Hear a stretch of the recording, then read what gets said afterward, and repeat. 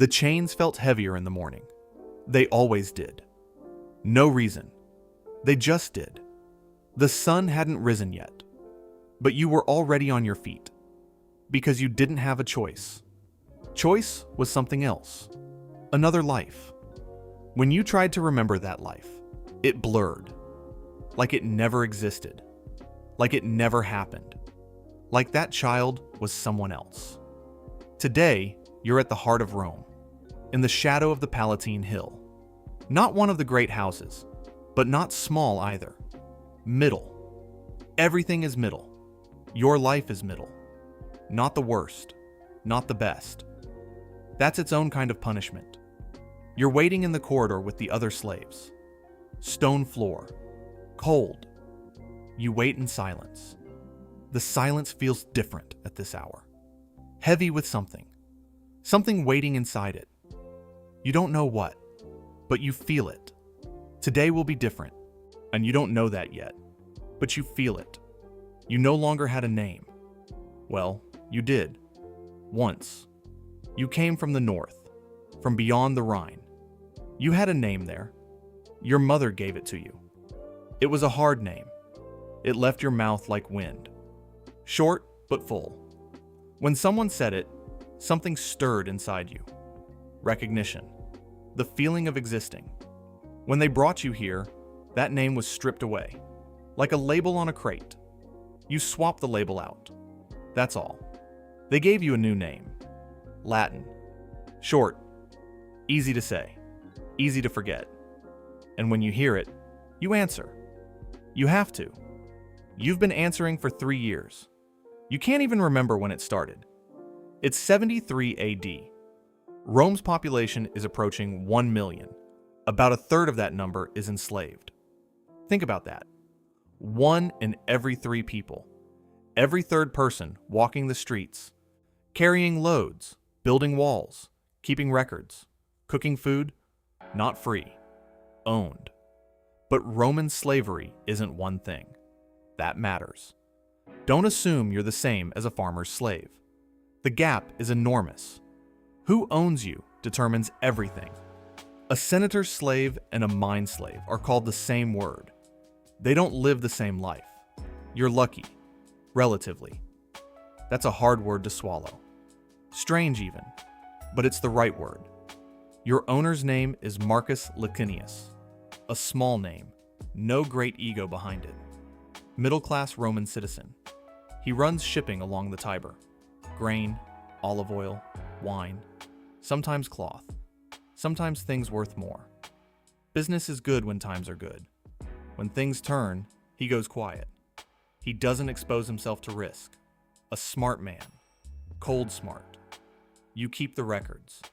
That's why you have value. You can read and write.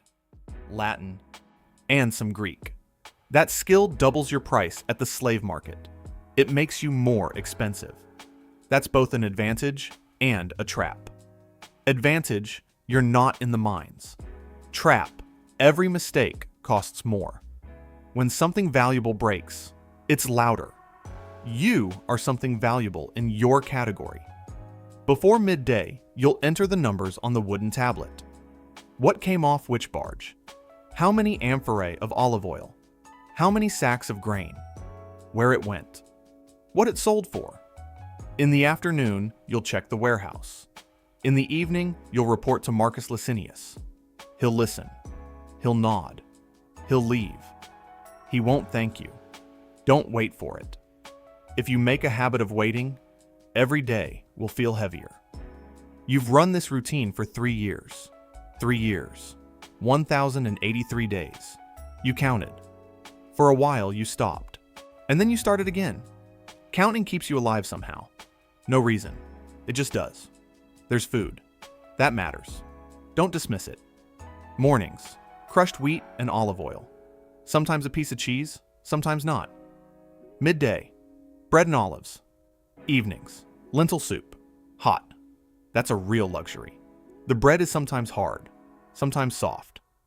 You noticed it's not random. Good day, better bread. Bad day, worse bread. Whether that's a rule or a coincidence, you still don't know. You have a place to sleep. Small, dark, between stone walls. But it exists. Not alone, it's a two-person space. 3 people share it. Socius sleeps to your right. Livia to your left. Socius breathes in a steady rhythm every night. The same rhythm. Almost calming. Almost. Sometimes in the mornings, you think about the others. Not on purpose, but you do. The ones in the salt flats of Egypt. The slaves in the Rhine mines. The ones in the gladiator schools. Especially them. When you think about them, your own situation looks different. More bearable. But that thought doesn't comfort you. It frightens you. Because your situation can change. Any moment. One decision. One sale. If Marcus Licinius's business collapses, a dispute over an inheritance, an illness, and you could be in that mine. You push that thought into a corner of your mind. Every morning. You pile other things on top of it. It doesn't go away. It just hides. There's a road running down from the Palatine toward the Tiber. In the early morning hours, it's crowded. Carriers, vendors, slaves, free workers, all on the same road, all carrying different weights. On that road, a free laborer and a slave look the same. They carry the same loads. They smell the same sweat. The same sun burns them. They step through the same mud. But at night, when they go home, the free laborer opens the door himself, or his wife opens it, or his child. You can't open it. That seems like a small difference. It isn't. Everything is hidden inside that difference. Rome sells freedom. Strange thing to say, but true. They call it manumissio, liberation. A slave can be freed if the owner, the dominus, chooses. Or a slave can save enough money to buy his own freedom. In theory. In practice, most never get there. But some do. That possibility is what keeps you standing. Is that rational? You don't know. Maybe it's foolishness. Maybe it's humanity. For you, sometimes those are the same thing. You keep the records. You know the numbers. You know your own value. A slave who can read and write, speaks 2 languages, keeps accounts, 3,500 to 4,000 sesterces. That's your market value. A human being's market value. A number. You can write it on a wooden tablet, erase it, change it. You've saved nothing, because Marcus Licinius doesn't give peculium. Some owners do, a small share. The slave's own allowance, something he can build on, enough to maybe one day buy his freedom. Marcus Licinius doesn't do that. Not cruel, not generous, just doing business. His concern is making money, not enriching his slaves. 4,000 sesterces. A Roman citizen earns roughly 1,200 a year. Your freedom costs him 3 years of his life. You're starting from zero. No income at all. How do you get there? No answer. Just the question. You go to sleep with that question every night. You wake up with it every morning, but you don't let go of hope. Why you don't let go, you can't say. Maybe that's just how people are built. Maybe it's foolishness. Maybe those are the same thing. That morning was different from the others. Small difference. But you noticed. Marcus Licinius had woken up early. He usually appeared at the 8th hour. That morning, he was up at the 6th. His footsteps were in the corridor. Fast. Normally, he walked slowly. Heavy, like he weighed every step. But today, he was moving fast. Something had happened. The kitchen slave, Livia, looked at you. A quick look. Something in her eyes. Not fear, uncertainty. Worse. Fear is a known thing. You know how it feels. Uncertainty isn't. With uncertainty, you don't know what you'll feel. You can't prepare. The warehouse doors were open.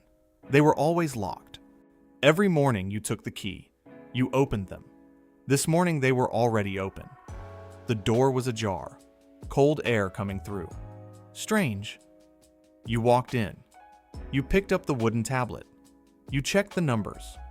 The numbers were right. But a shipment was missing. A small one. Olive oil. 2 amphorae. Worth about 80 sesterces. Not a fortune, but gone. Nobody had said anything. Nobody had asked. But you saw it. And now what do you do? The question sounds simple. It isn't. Because it has more than one answer.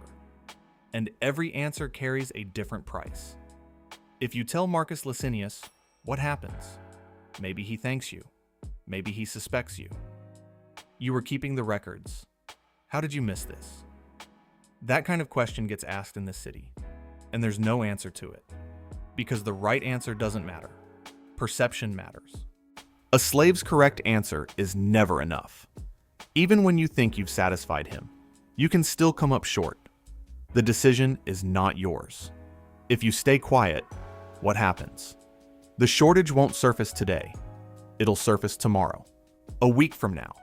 And because you keep the records, you're responsible. The blame lands on you. Again, speak up and you might lose. Stay quiet and you might lose. This dilemma isn't just about 2 amphorae of olive oil. This is what it means to be a slave in Rome. Every decision is a two-edged blade. Do the right thing and you can still be punished. Do the wrong thing and you can still be punished. It doesn't matter. Because the final call was never yours. It never was. It never will be. Not yet. Then you notice something else. You didn't want to notice, but you did. Who could have moved those 2 amphorae? Only a few people had access to the warehouse. You, Livia, and Sosius, Egyptian, gray-haired, quiet, tired eyes. 8 years in this house. He'd been here long before you. Not one incident the entire time. Not a single complaint. Nothing.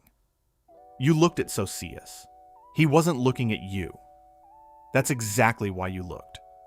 A man who looks is trying to prove he's innocent. A man who doesn't look either genuinely doesn't care or knows too much to bother. His shoulders were slightly dropped. Had they always been that way? Or just this morning? You didn't know. You hadn't paid attention. You see people every day, but sometimes you don't really see them. You just pass by. 8 years. 8 years in this house. For what? What was he holding on to? Was he running the math on 4,000 sesterces every night? Where could 80 sesterces take him? Nowhere. But maybe somewhere. A different calculation. A different plan. You didn't know. And that's when you understood. You didn't want to understand. But you did. Sosius was a person too. 8 years. He'd been waiting 8 years. Maybe he couldn't wait anymore. Maybe those 80 sesterces meant something else entirely. Maybe he had family. Maybe a message came from Egypt. Maybe he was just exhausted. Sometimes you don't even need a reason to be exhausted. You didn't know what to do. But you knew one thing. Sosius had never saved you. And you'd never saved him. In this house, everyone carried their own weight. But this morning, tablet in hand, you had to make a choice. And that choice wouldn't only determine your fate, it would determine his. Marcus Licinius arrived. He came through the warehouse door. He looked around, scanned the shelves. Then he looked at you. He didn't ask. He just looked. That was worse. Asking a question would have shown weakness. He never showed weakness. He waited. He waited until you spoke. There was a familiar expression in his eyes. Cold calculation.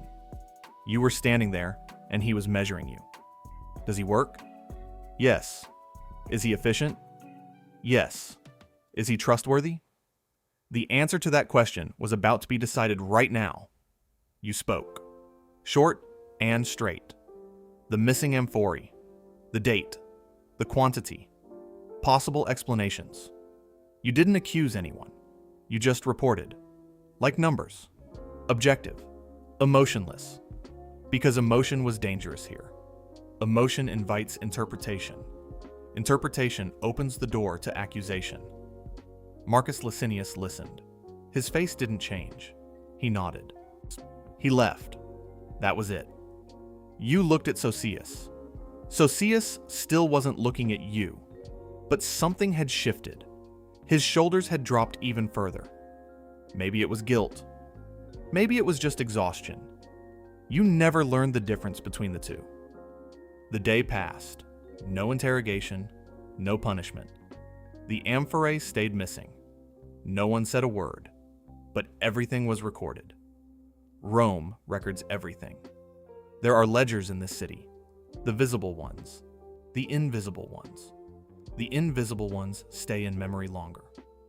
Days passed, a week, 2 weeks. Sosius wasn't the same. He talked less, he looked at less, but he was here, still here. That was something. It meant Rome hadn't run a different calculation that day, or hadn't yet. You weren't the same either. You kept the records, same numbers, same tablet, same routine. But now you saw something else inside those numbers. Every amphorae was a human decision. Every missing line was a moment in a life. There were stories beneath the dry figures. Even when you didn't want to see them, you did. And you noticed one more thing. Everyone in this city had a ledger. The free people too. Marcus Licinius too. The senators too. Everyone a slave to something. Money, reputation, fear, expectation. Chains come in different shapes. Some are iron, some are silk, some are invisible. But they're chains. That thought didn't free you, but it made you less alone. A little. Even that little bit mattered. You can't see the sea from the Palatine, but sometimes the wind carries something. Salt, just a flash, one breath, then it's gone. That smell takes you somewhere, beyond the Rhine, to your mother's voice, to the hard name that left your mouth like wind. You close your eyes. 1 second. 1 second is enough. 1 second is necessary, because without that 1 second, you can't go on. Then you open your eyes. Tablet in your hands. Numbers in front of you. Morning sounds rising from the Tiber. Boats moving. Other hands. Other loads. The same river. Rome wasn't built to break you. It took years to understand that. It was built to use you. You didn't need to be broken. You just needed to work. That difference between being used and being broken was the secret of Rome's greatness and your prison. But not every prison is built from the outside. Some are built from within, slowly, stone by stone. You place those stones yourself. You have to survive. And one day you look back and you can't figure out when the walls got this high. Millions of people carried these chains. Some were freed. Some carried them until they died.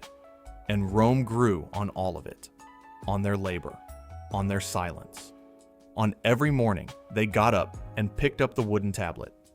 You got up too. This morning. You'll get up tomorrow. The sun rose, over the top of the Palatine. Light entered the corridor, stretched across the stone floor. You were already walking. The chains were heavy. They always were.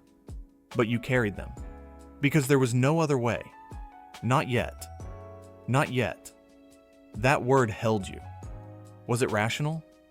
You didn't know. But without that word, nothing else remained. And when nothing remains, what does a person do? They keep going. They pick up the tablet. They write the numbers. They get through the day. And the next morning, they get up. Morning. Another morning. Chains heavy again. Sun in the same place. But you're here. Still. And that's not nothing.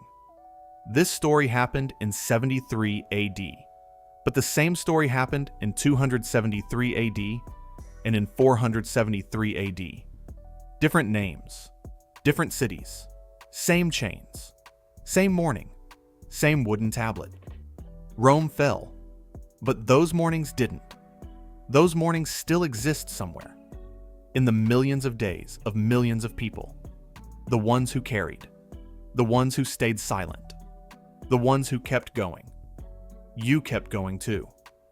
That's not a small thing. It never was. In the next story, you'll be in another corridor of this city. A different wait. A different morning. But the same question. What will you do today? We'll get there.